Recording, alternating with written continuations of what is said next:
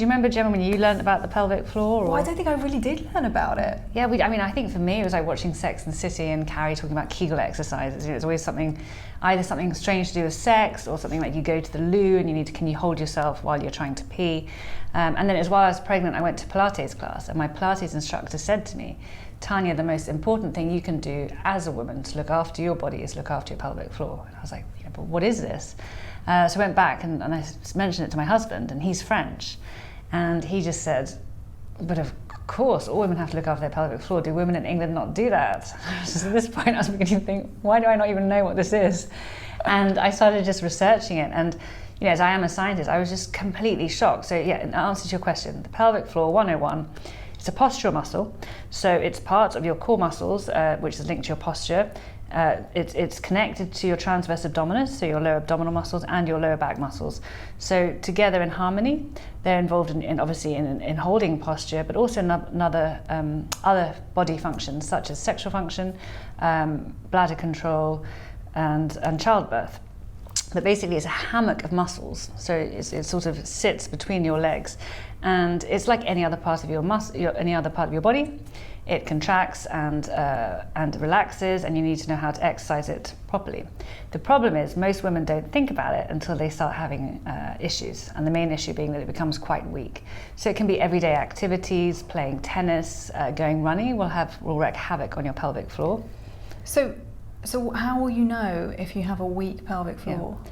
Well, there's a range of symptoms. So the main ones would be often lower back pain. So 50% of women with lower back pain is actually because of a problem with the pelvic floor. Problems during sex, loss of sensation during sex. But the most common one is stress urinary incontinence, which basically is accidental leakage. So often when you hear women say things like, oh, I can't jump on that trampoline, or I wet myself laughing, or I ran for the bus and peed myself, that's when you're beginning to lose bladder control slightly. And then the health problems can actually get worse over time. So, something I'd never even heard about, I don't know if you know much about, is prolapse. And I'd never even heard, women just don't talk about it. But what you can imagine is over the years, as women get older and as they get through menopause, the pelvic floor is getting weaker and weaker, and it gets to a point where it can't actually sustain the pelvic organs, and they start to descend through the vagina. So half of all women get prolapse, and 1 in 10. Half of all women? Half of all women will get prolapse at some point post-menopause. 80% of new mothers have prolapse of some form, and it's not even to do with whether or not you have vaginal childbirth or a cesarean, it's just the weight of the baby is causing a lot of problems. And 80% of new mums? Yes, but it'll fix itself, because it's basically the pelvic floor is so weak it just can't hold things up, and then as it strengthens, which normally takes about 6 to 9 months postnatal, it'll start rehabilitating. So it's all about core rehabilitation. But because women aren't aware of this, they're not even thinking about it, they're not exercising, and also this key period postnatal, women are so busy, they're exhausted, they're looking after their baby, so they often don't think about themselves. And then 1 in 10 women need to have an operation. So I don't know if you've heard about the mesh scandal.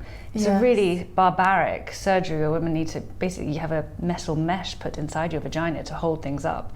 And it's similar to other issues in women's health. I can see your face. I was also shocked and angry that so many women are going through these issues. And what's even more crazy is when I started reading through the clinical evidence, there's really strong evidence. Under the NICE guidelines in the UK government, it has an A rating, which means the strongest level of evidence-based research showing that simple exercise can prevent and treat most pelvic floor problems. So for me, that's when I was just like, from a public health point of view, why are women not exercising? And that was the kind of whole origin of when I started looking at this issue. But swinging back to what I was talking about HIV earlier, this is when I realized, this is the aha moment, which was like, not only is it women don't have any technology, they have nothing to help them. They're lacking tools, they're lacking the means to talk about these issues, they're lacking education. And actually what we need to do is, we're never going to get anywhere if we're talking about issues like bladder, incontinence, and prolapse.